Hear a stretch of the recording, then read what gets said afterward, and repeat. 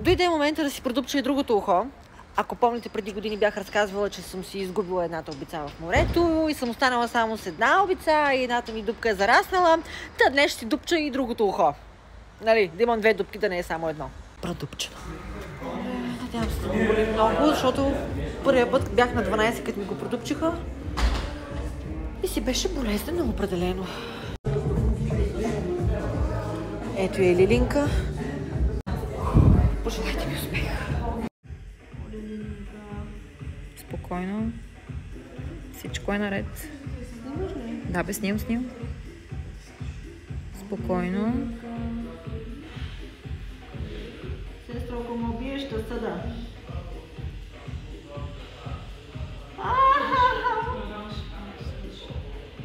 Боли си? Как се чувстваш?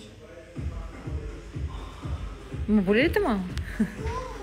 Стискай го това, стискай го.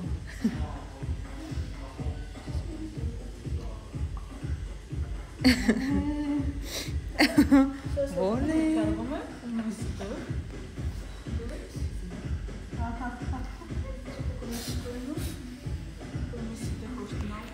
Дай ръчичка.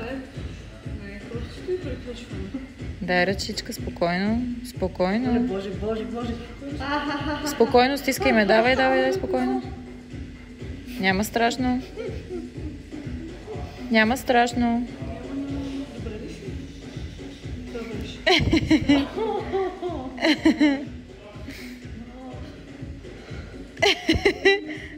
Какви физиономии правиш, направо ме убиваш. Всичко е наред, добре ли си? Я да видим. Я да видим обичката. Боже! Много яко. Сърцето ми следа в петите. Хора, продупчих си ухото. Изтръпна ми цялото, имам иглички, само да ви кажа. Урева целия свят, само да ви кажа аз.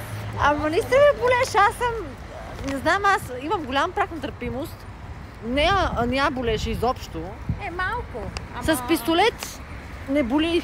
Аз съм си правила на 12 години са ми дупчили ушите, с пистолет изобщо не боли. А не да ти завират да ти иглите, да ти мушкат, да ти въртат, да ти изкарват си. Гледай само колко червено, гледай, червено сестро, какво направя? Ужас! И така, това е. Харесате, ако ви харесва видеото, това направо паприкаш от всекъде, майко.